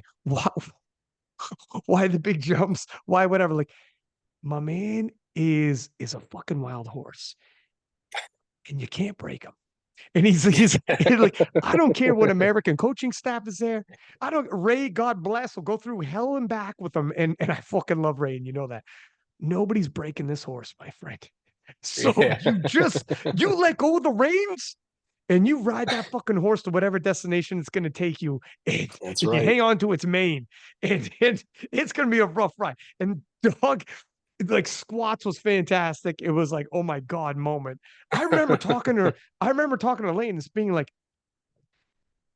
his chips are all in the middle. He misses 341. 310 isn't there's he's too far back. Like you have to have a monumental deadlift and bench day to come back for the 900 kilos. And we'd been talking, we knew 900, right? And I was like, Yeah. dog, he needs this. And I was like, almost like he's like, yeah, I know, man. He's like, holy shit. Me and Layne are watching. We're both emotionally invested, obviously. Yeah. And when you hit it, waiting 5 minutes and comes back, and Layne's like, he's got it. He's got it. Cause we were waiting so long. I'm like, dog, text me. We'll text in a second as we were talking on the phone. And like 5 minutes later, he's like, he's got it. I'm like, he's got it. Holy shit. And then when bench rolls in, Layne sees 222.5. He's like, perfect call. There's Yeah. no way Gavin misses this. You hit it. I mean, you were gonna hit it. So going into deadlifts, 337 and a half, and we already knew like Gavin's got this. However, like you don't know until you know. Yeah. You don't know until you know. And how Yeah. did you feel going into deadlifts after steadying the ship on bench? And first off, thank God So your bench is back, dude. For a hot minute, your bench was gone. And I was like, fuck. I yeah. was saying on podcasts, if Gavin gets his bench back, 900's there. If Gavin Yeah. gets his bench back and bench is come back to you. Yeah, I mean, I'm willing it to existence, bro. Willing it into existence. I mean, the other thing though too is, man, I'm just like fucking relentless when it comes to analyzing everything. And I mean, dude, I told Rondell this. Like, I've bought his programs. I've done. I mean, I will go to the ends of the earth to figure out how to progress. I am not so stupid and ignorant that I believe that only I know the answers. That's just never going to be the case. So I mean, dude, when I went to the Arnold, SPD was gracious enough to send me out to do their booth. I stopped by, went out of my way to stop by and go to Chad Wesley Smith's gym out in is it Chad? No, sorry, Matt. What's his name? Matt Wenning. Matt Wenning. I don't know why I was thinking Chad. Matt Wenning. His gym. Old West Side guy, super fucking strong. Went to his gym to pick his brain a little bit on some bench stuff and all that. So I am 100% always trying to figure out, okay, what am I doing wrong and what can I be doing differently? Because whatever the fuck I'm doing right now ain't working. So yeah, so I've just been consistently making tweaks. I'm very lucky that John is very collaborative and allows me to do these things. But yeah, man, I'm always kind of experimenting with stuff, and I think we've figured it out. The way that I pressed in the meet, I will be pressing in meets moving further. However, I won't really train that technique too much because you won't get as much training adaptation out of that. But anyway, yeah, bench is definitely back, and I What think did you that, dude, do? we're. What was this technique? Oh, What's this? you want me to give away the secrets? Okay, okay. I'll let you have a couple more beers. Hang on. I'll Yeah, right. stretch you out a little. It's a long game. No, I mean it's nothing that's not being done already. Like I said, if you just look, open your eyes, open your ears, shut the fuck up, and study. Just study, and try it. Just try different stuff. Ask Ray, bro. At nationals, I changed my bench technique and my bench grip. Mid mid session, like we hit our second. I was like, you know what, dude, that was kind of hard. If we go up, I'm not getting it. I'm gonna change my grip. So I widened my grip by like 3 finger spaces, and I just changed the way I depressed my lats a little bit, Damn and it. we got it. So you Dude, got to be you willing to take these risks, man. Ray, you know what, Ray? Plus, I love the story. Ray's always down. He's like the number one fucking wingman for you. He's amazing. I'm Yeah, gonna play the clip of your last deadlift, but Ray's the guy. And it was hilarious when he was talking about cutting weight with you in Sheffield. He's in that Yeah, fucking sauna like, 'cause dude, that's my man. I'm in that sauna with you right through to the end. And he gets out and you like recomp and he's with you by your side and you're smashing Sheffield, hit the podium, and yeah, he's like, fuck me. He's like, how you feeling? He's like, man, my head is bumping right now. Like, I don't know what the shit. I am off, man. And then he went to go take a piss and it was like Coca-Cola. And he's like, yeah, oh shit, I cut weight too. And he's like, but I didn't recomp. He goes, I yeah, didn't bring recomp. I don't got Kendrick or Lane checking in on me. He's like, I'm yeah, just, he's so along for the ride for you. He's so invested. He forgets that he's got to look after himself. Oh God yeah, bless. 100%. No, yeah, dude, he's amazing with that. That's the I think the one thing that a lot of coaches, I think powerlifting is getting there, but a lot of coaches seem to miss, man. Like it's like because look, man, he was a really good football player. I mean, he almost went pro. He was playing arena, I believe. I don't want to, say the wrong things here. He'd obviously be able to talk about it better than I can. But he was playing international. I mean, he was an athlete, real athlete. And he comes from a team. He comes from a competitive atmosphere. Grew up in the Bronx, similar to myself. So it's we have a strong connection. We're on the same wavelength a lot of the time. And like I said, man, people get too optimalist, too analytical, too it needs to be this way. Look, I there's a space for that. But sometimes you need to speak from the soul. You need to think from the soul and act from the soul. And you can't teach that. There's no numbers to crunch. There's no logical, rational thinking. It doesn't work like that. You have to be in touch with you and who you are and your core beliefs and God, right? You have to have a strong foundation. And part of that is having somebody else who can share that with you. Ray's one of those people, you know. Lane's also been one of those people. I mean, he backs me. He believes in me, genuinely believes in me. I mean, I can't tell you what that does for an athlete, you know? So, yeah, man, I mean, it goes a really, really long way. And, kind of circling back to like going into the deadlifts, I started to feel my legs and I started to feel a little bit more normal going into deadlifts. I definitely still had the GI discomfort, was still feeling my back because of that third grinder, just the way that bar threw me forward, and I kind of just my chest caved a little bit, and I had to use a lot more of my back to lift it up. I definitely felt that, but yeah, man. I mean, I felt more normal going into deadlift. So as soon as I hit the opener, it felt not heavy, but it felt like how it should feel. It felt the way 650 would feel in training. And in training, I make massive jumps. So I would jump from 650 to 740, 660 to 750. Same thing on squat. I'll Crazy. hit 660, go straight to 727. So like, I'm used to those jumps. I'm more comfortable with those jumps. It saves my gas. The unique thing about this competition is that I have never been able to hit a over 700 deadlift back to back in competition.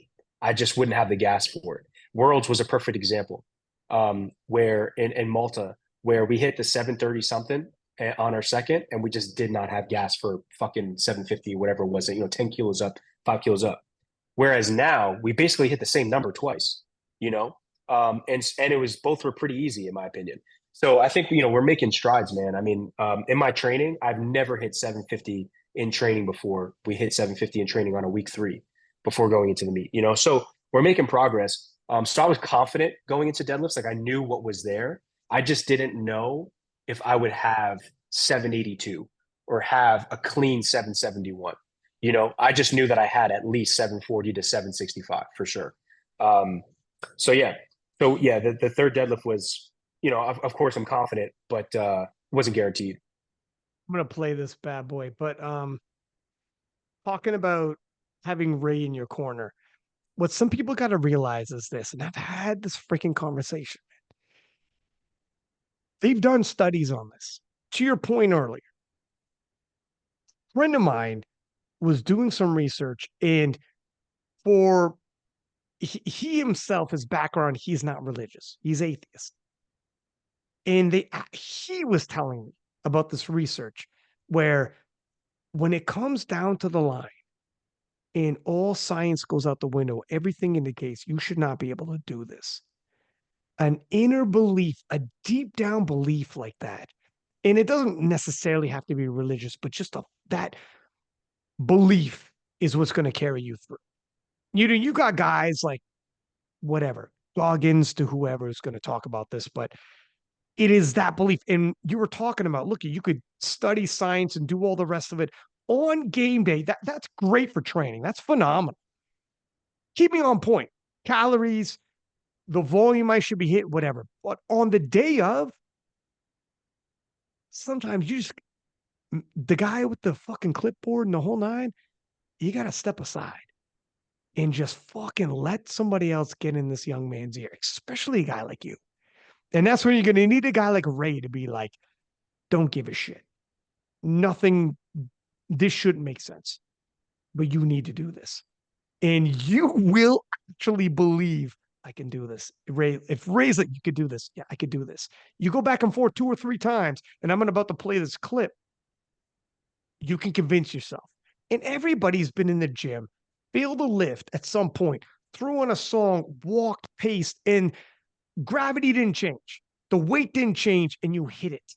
You didn't get stronger. So what happened? This happens, though. We've seen it at the World Championships. A 48-year-old woman missed a lift. And I mean, fucking missed 3 inches off the ground on her second attempt deadlift. When I see she came back out, the words out of my mouth were, this isn't just probably going to be a fail. It might be ill-advised. She's 48. God bless. She's in the open.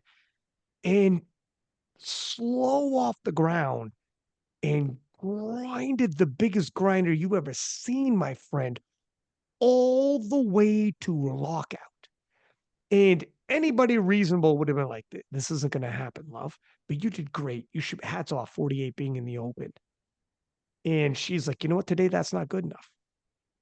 Came out for that 3rd attempt. There's something to be said is fucking people like, it's cringe, it's corny. Now, fuck, inner belief goes a long way. That kind of dig deep, it really does happen. And if somebody ever gets the reins on you, you do need to protect that. I've had conversations in the background with people where it's like, you get too scientific or whatever. I got you. There's a place for all of it, but be careful. Be careful. Yeah. Oh yeah. He Absolutely. needs different people in his ear. Yeah. I'm gonna pull up the Ray or the Final Dead. 1 sec here.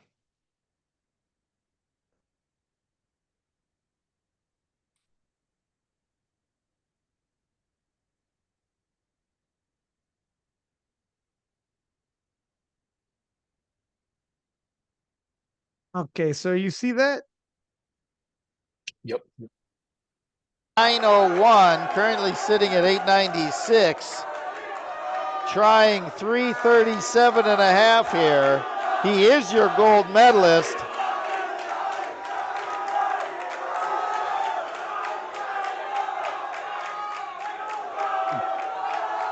Cool. 337 and a half, well within his personal best.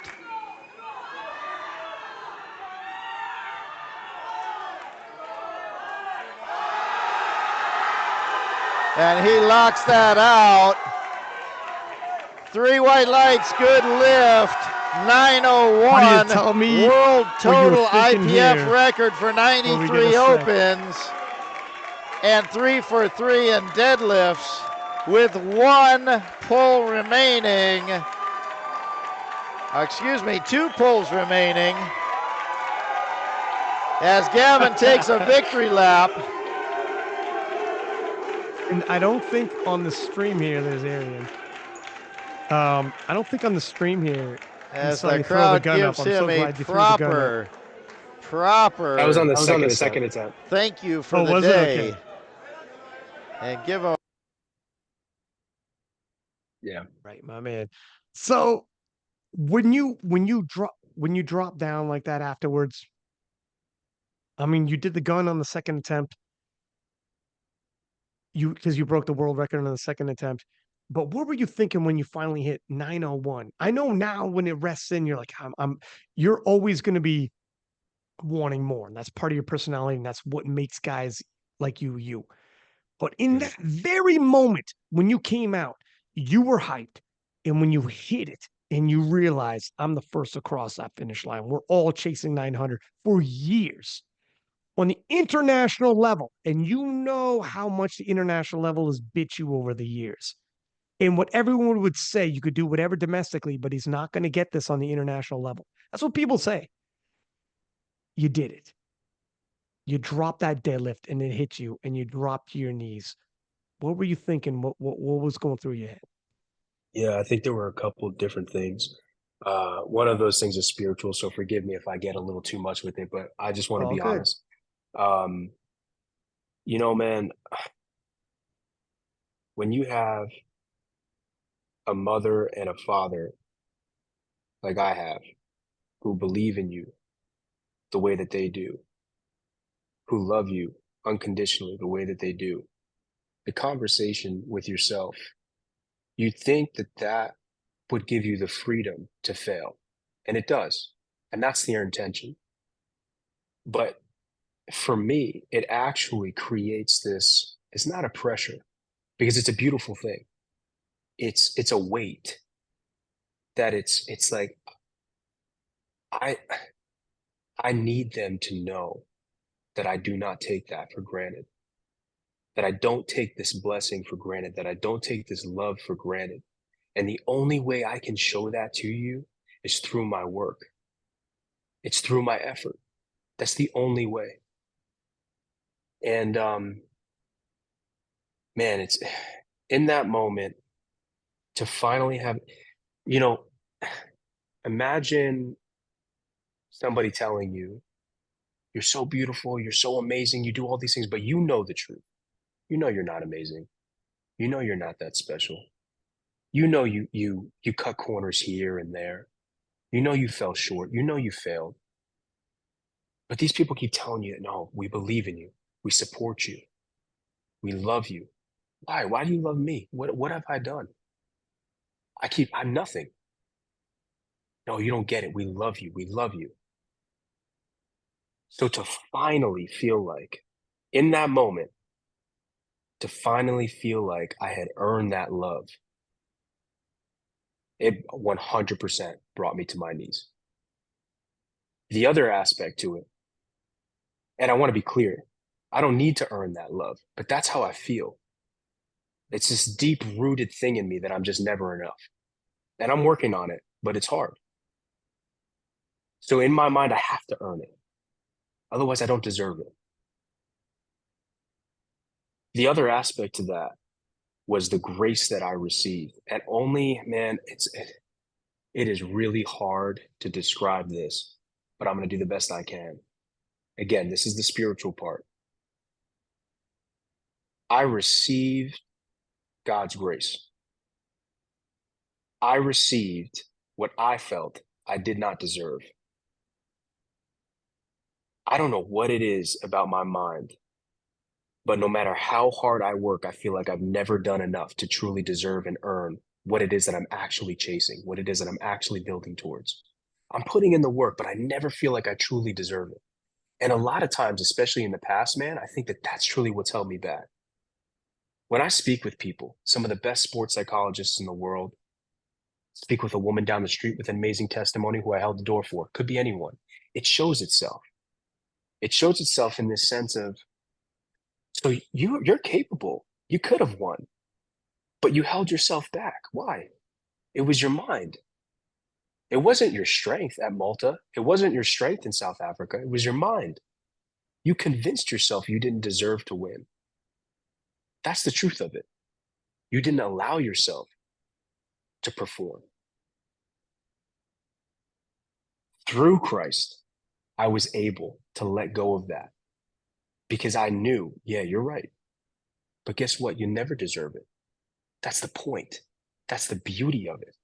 The ultimate sacrifice was made because no matter how hard you try, never going to be enough.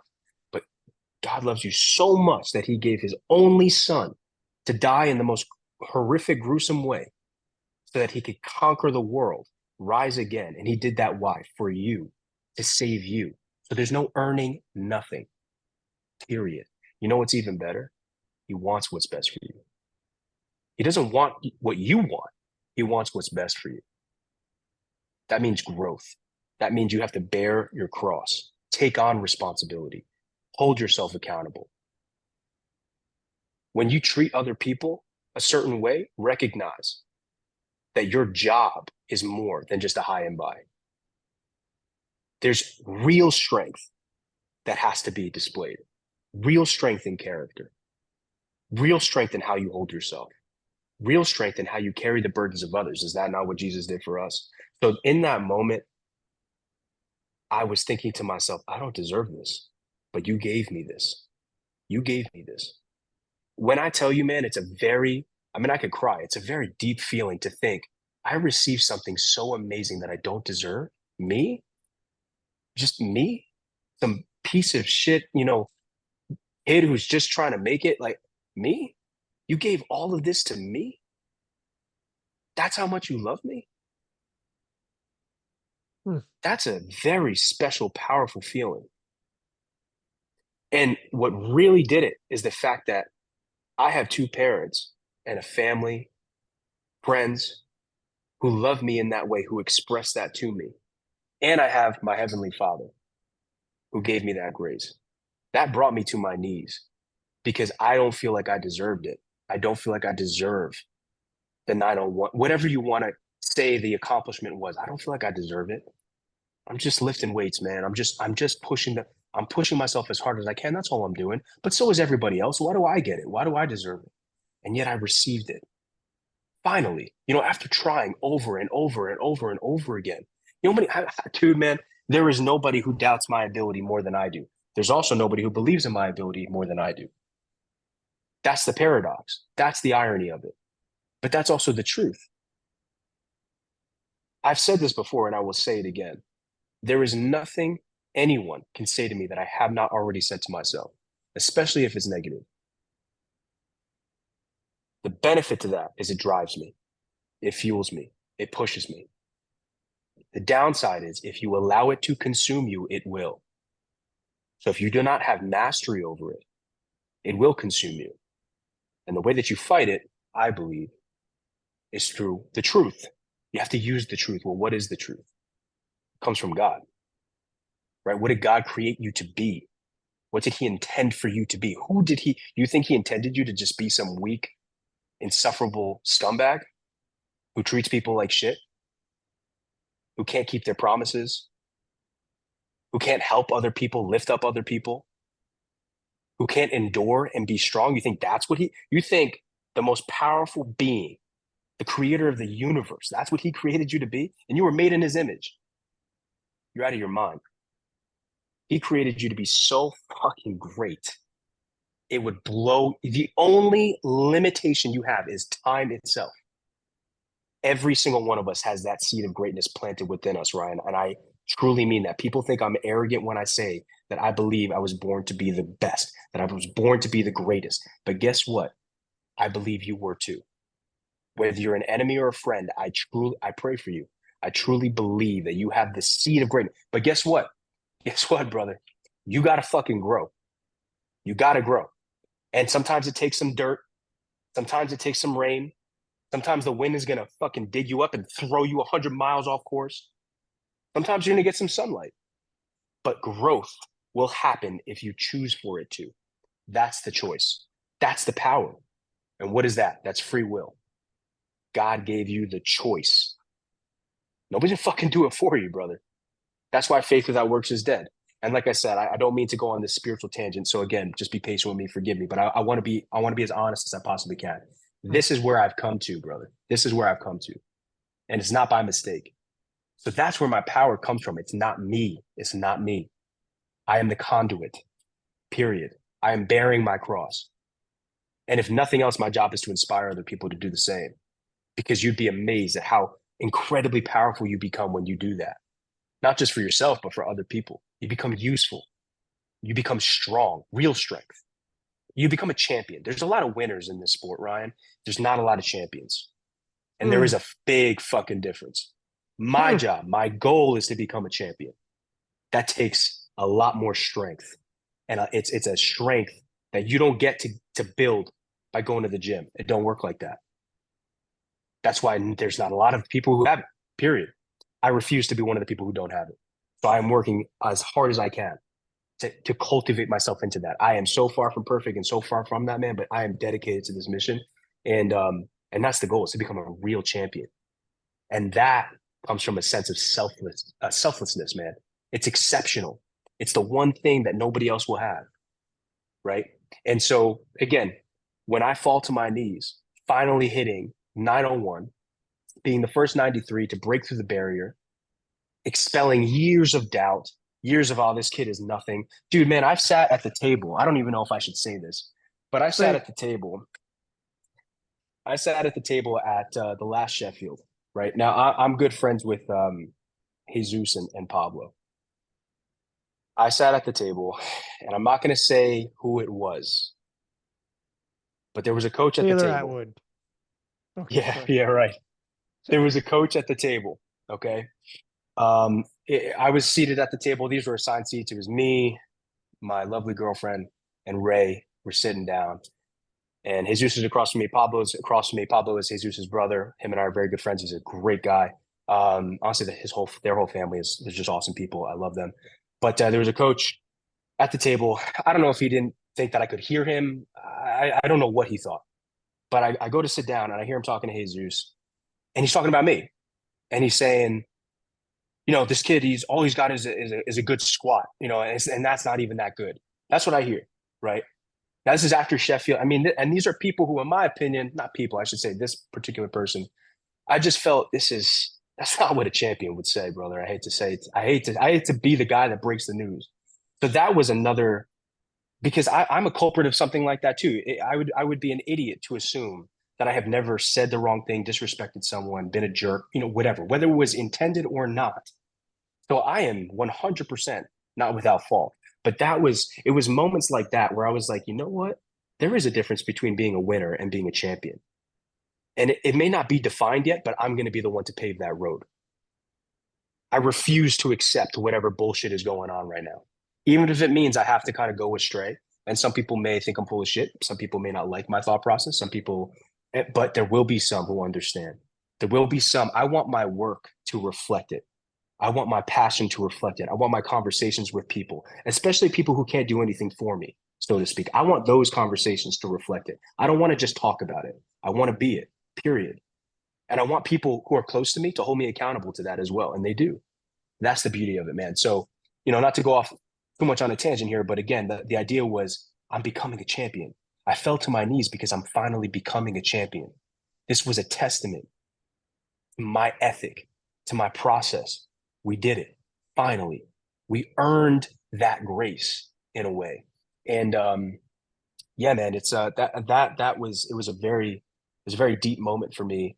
And again, especially because I felt like I had finally earned my parents all the unconditional support that they give me, all the unconditional love that they give me. I felt like I finally earned it, even though I don't have to earn it. I felt like I finally earned it, and I proved them right.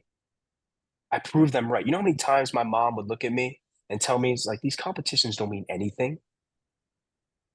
I mean, dude, it means nothing. It's a blip in time. It's who you're becoming that matters, and who you're inspiring along the way, and what you're inspiring them to become.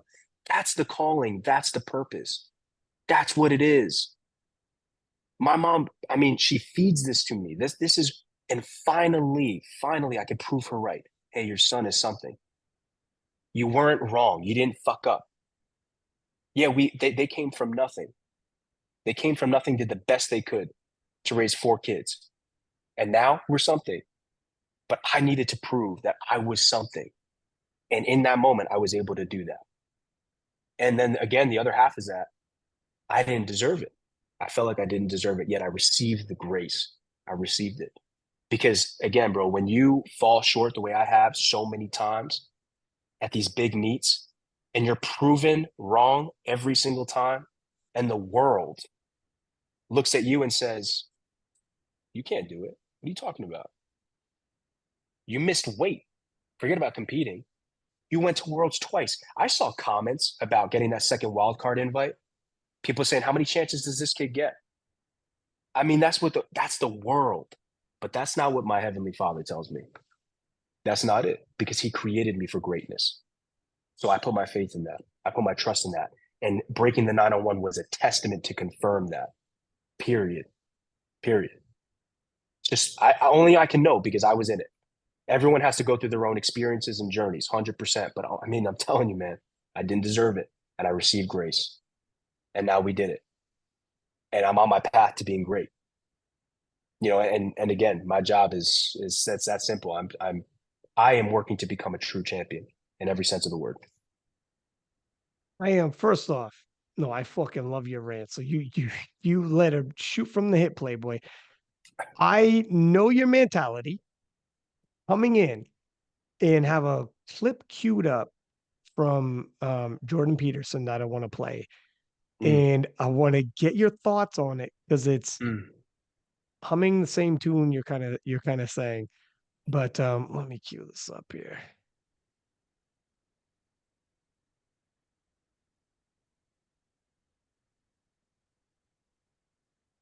All right.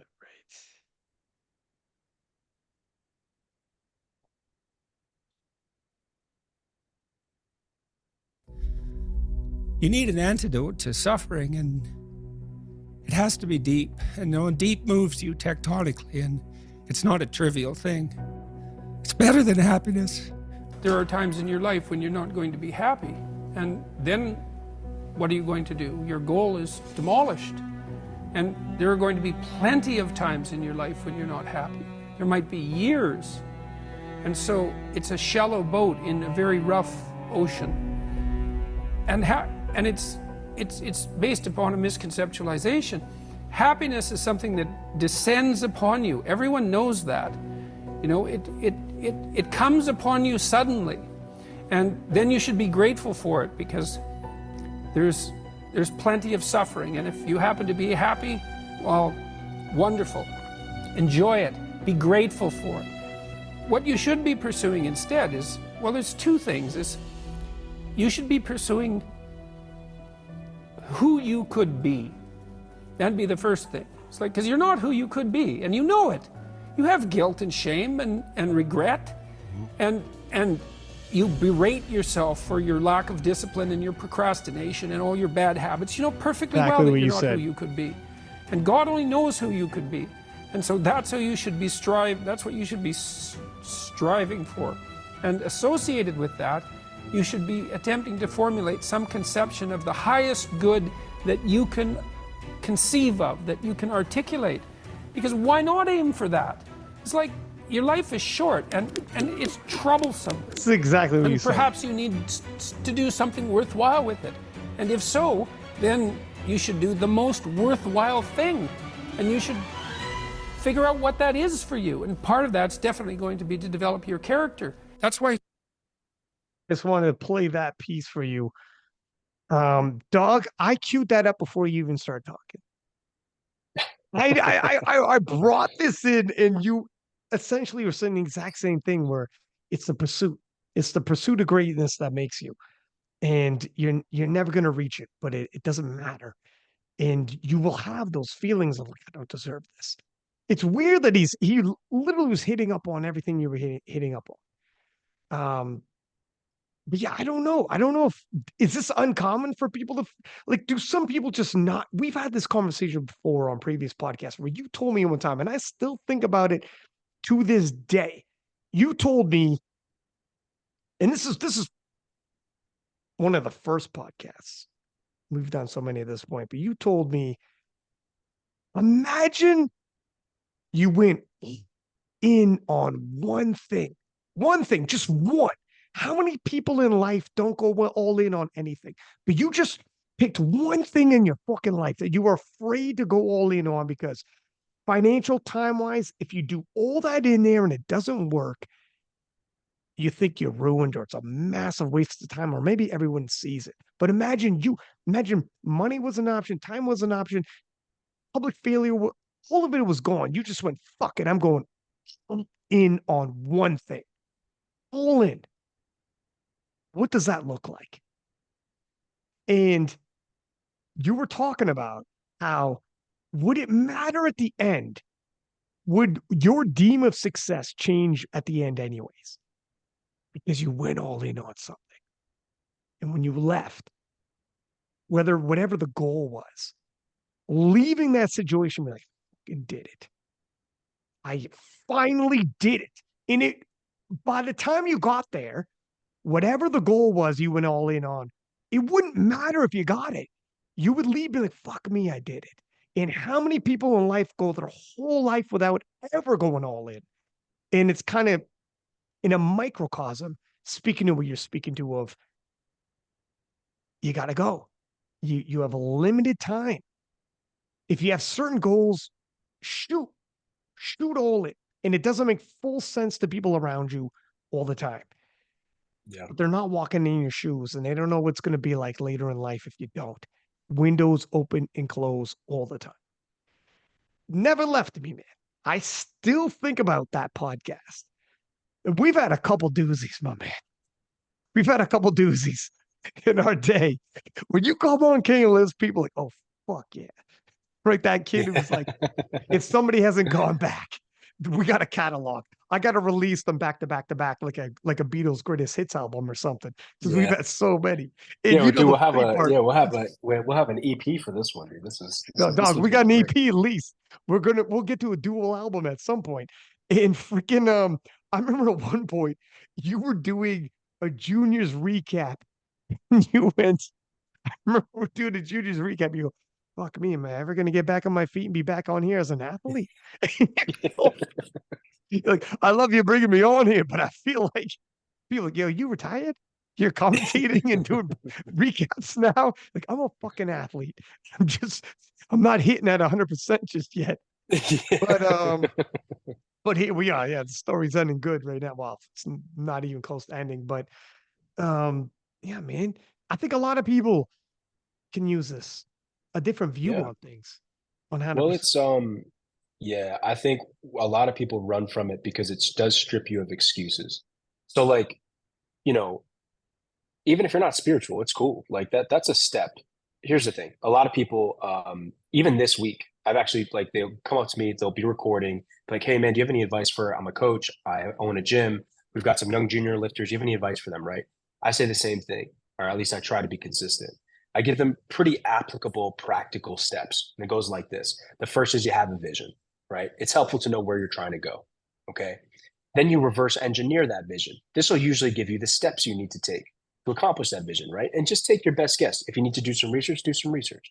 But you reverse engineer. The third thing is creating action, right? Now, don't just say that you're doing it, actually do it. You got to hold yourself accountable to that. I've been a culprit of that in the past, saying that I'm doing it when I'm not really doing it, right?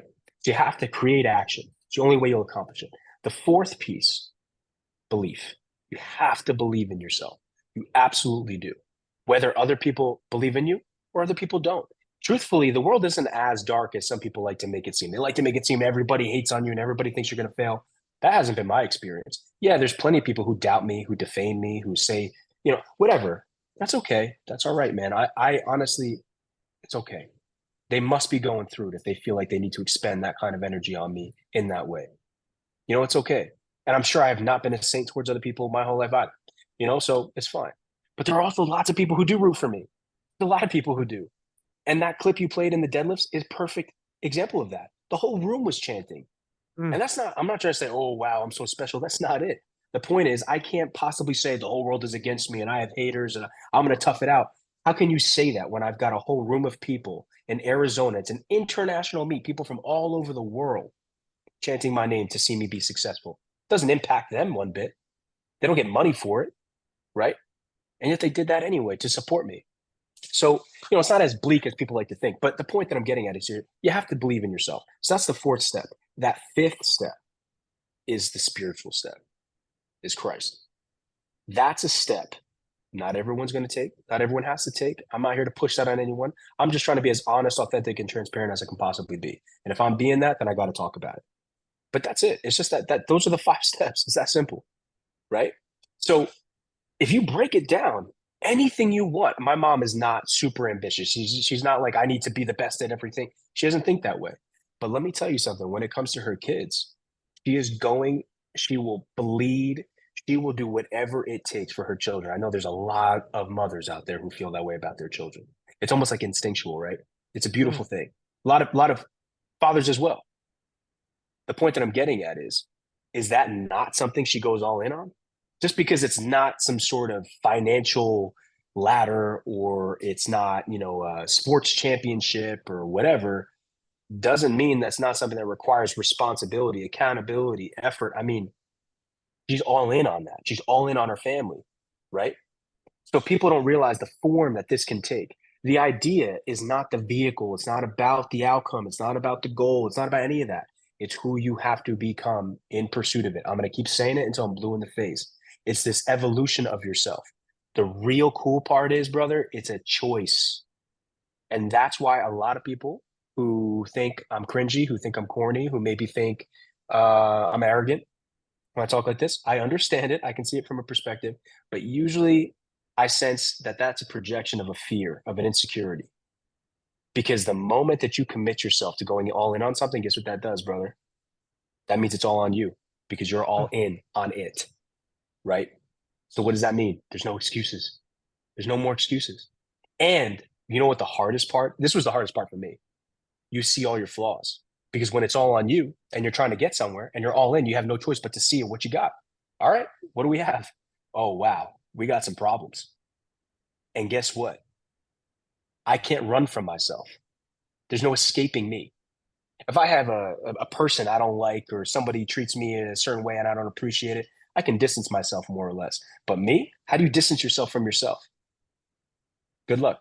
So that's why you have to come to terms with that, face that head on, and then create positive change with that. And so again, man, I think it's a journey that it's difficult for people because there's some fear that goes into it. There's some insecurity that goes into it. We all feel that.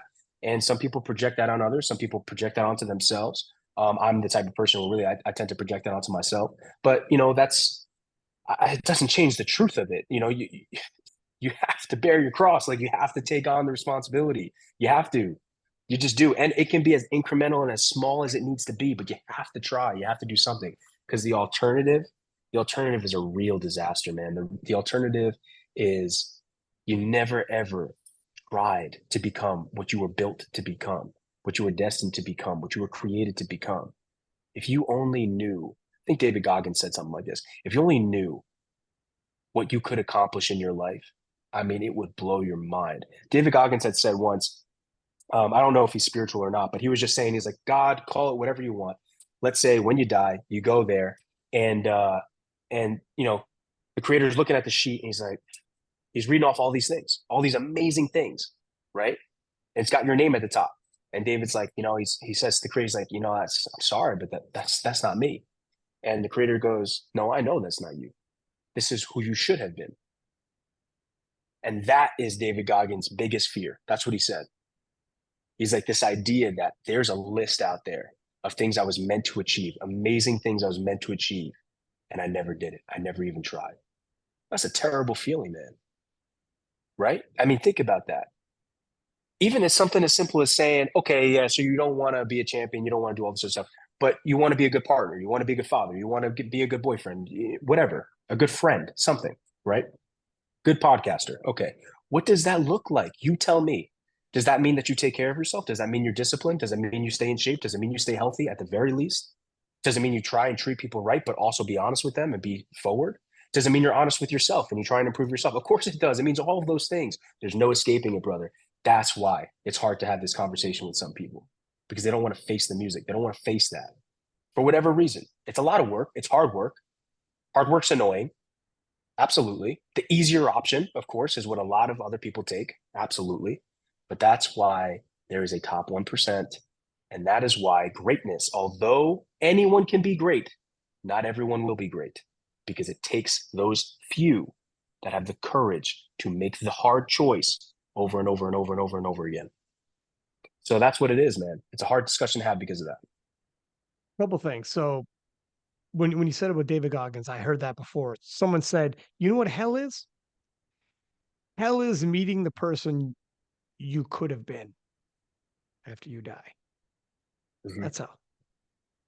And to the point about the mother, I seen a meme one time, and it was the definition of what a mother was. It was picture rundown apartment, no food in the drawers, nothing. Two kids sitting at the table with empty plates and spoon, knife, fork, but the plates are empty. The mother is over a stove, and in the stove is her heart. She would give anything for those fucking kids, as long as they're good, as long as they're fed. And like that picture, I don't forget that picture. It was a cartoon, but it's like you see it and you can't stop thinking about it. It's everything Yeah. you just described, where it's like it means more than a sport. Like to your point, where it's like, yeah, test a mother like that. And in terms of another point we were saying in there about, some people sometimes they project and they say that's corny, that's this, that's that. But a lot of times, man, they're making fun because they're not going to go all out. And for them, they're hiding behind some kind of a humorous way of doing it so that if they fail, they kind of have an out. And if you go and you talk like you do, and you're like, I'm not giving myself an out, it's easier to make fun of that or to make it that's cringe or whatever because they can't do that or they wouldn't be bold enough to do that or they just don't. It takes a lot of bravery to call your shot before you go. And a lot of bravery to be like, you know what, I'm not giving any excuses. I follow my sword if I don't. But I'm this, I'm that, or this is what I'm going to do. And it's easier to be like, let me make fun of that. Let me lighten up what's happening with me. And then if I swing and miss, I can make a joke of it. I could do whatever. It's just easier. I talked to Penna after a couple championships, and he's like, did you cry afterwards? He's like, every time. If I miss, if I lose, I'm gonna cry. And he's like, I don't understand if someone doesn't. He's literally like, I gave everything. I believe to the point where it was already done. I full believe this is how my story ends. And when you tell me when it's all over, your story didn't end like that, you didn't win, I'm devastated. And he's like, I don't understand how you don't. You didn't believe like I believed, is what he was saying. He's like, like everyone knows how passionate Penna is. He's like, you don't tell me we're the same. Yeah. You're not as passionate as me. You might be more physically gifted. So you walk in and you might win. But God bless, I told this to Penna. He's not as physically gifted as some individuals. Some guys who win dominantly, win easy, whatever. But Penna, that's not what you're supposed to be, man. You're all heart and belief and just ride in there. And yeah, if you don't make it, Penna, if everything you said on the podcast leading in and all the storylines leading in, everything you fed us, you get to the end and you don't make it, and you turn around like, hey, it's all good, then you didn't fucking believe everything you said going in. Yeah. It's not the same guy, is it? You can't No, have both. Like, what is it? It's people, you can't parse those two. So and I don't think some people understand. Yeah. Well, you know what I will say though, it is in tandem. Like the work gives you the confidence to say that. The preparation gives you the confidence to say that. Right? The mental, the spiritual, all of it's connected. It gives you the confidence to say that. There's a lot of times, a lot of people, and I think you can see it in someone's eyes when they don't really believe it themselves. Right? I mean, that's one of like those unique abilities, let's say, of like a fighter, right? Like they have this unique ability to look into another man's eyes and know whether or not they're dangerous, right? Or at least whether or not they're dangerous in that moment. Because there's an aura that your spirit gives off when you actually believe what the fuck is going to happen. And that's real, but that can't be faked. There's no motivational video that's going to get you there. That's work. And work takes time. Progress takes time. Adversity, encountering it and overcoming it takes time. I've become more confident with time. There was a time in my life as an athlete, especially, anything anybody told me, coach, athlete, whatever, I was like, oh, really? Oh, okay, yeah, I guess I'll do that. Okay, sure. I mean, I thought I should do this, but yeah, I'll just do that. This blind, like, I guess they're more right than I am, right? I trusted other people's opinions more than my own. It took me time to get to a point where it's like, I'm sorry, what did you say? Oh, thank you. I appreciate your input. Seriously, thank you. I'll definitely take this into consideration. And that's exactly what I do. Take it into consideration, not take it to heart. And that's something that takes time. So, these are things that like Penna's not just talking bullshit. It's real. There's nothing corny about it. It's like, bro, I'm putting in this fucking work. I'm putting in this work.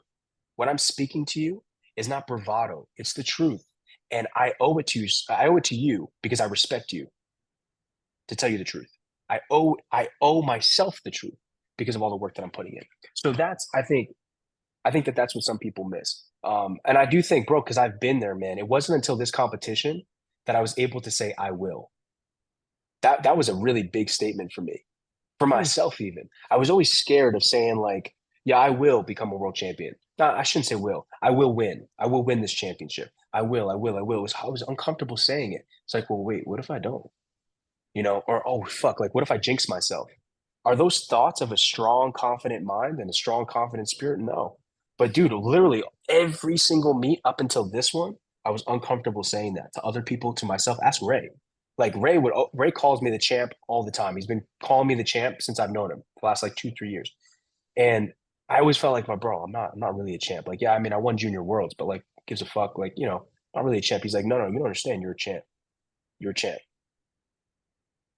Period. And when I would say, if we hit this and if we win worlds, he's like, when you win worlds, when you hit this. That's how he speaks to me. Right. But it took me kind of going through my own journey, especially with my faith, for me to have the confidence and my own work, on my own preparation, really paying attention to it, really leaving no stone unturned.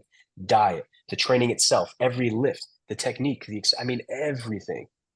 Once I did that, that gave me the confidence to say I will. And that's why just days before NAPF, I posted a picture, a carousel.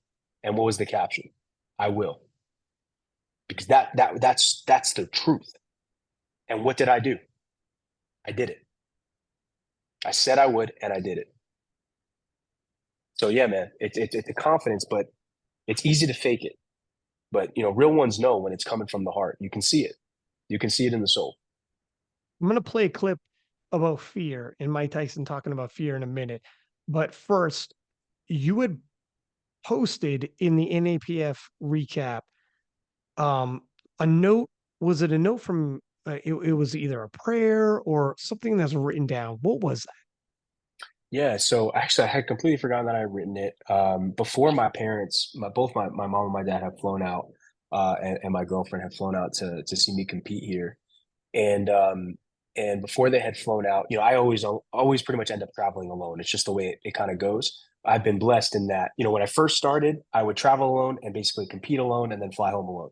Now I'm at a point where, I'll travel alone, but then eventually, maybe at least Ray or, my girlfriend, somebody will come and, and they'll be here with me. So I traveled alone. I'm here, and my mom sends me this picture of a prayer / like poem that I had written back in like 2018 that I completely forgot about. She found it in the garage, and so I had responded in the text. You can see, I was like, I completely forgot I had written that. Thank you for sending that to me. And it was a really powerful prayer, man. I mean, I had like well Right over when you 100 needed it. reshares. You know Yeah, how I crazy that had is? Right when you need it, it is comes nuts, back into dude. your life, It is reminding nuts. you. It is nuts. It is nuts. And that's yeah. So that's what the picture was. It was of a prayer I had written a long time ago. And what was it? What was basically the gist of it? I mean, I definitely think it would be it'd be worth reading. It wouldn't take too long. You want me to pull it up? Pull it up, dog. It definitely would not take too long. Let's do it. Hold on one sec. While you pull it up, I'm gonna go to a washroom real quick. Yeah, do your thing. Okay.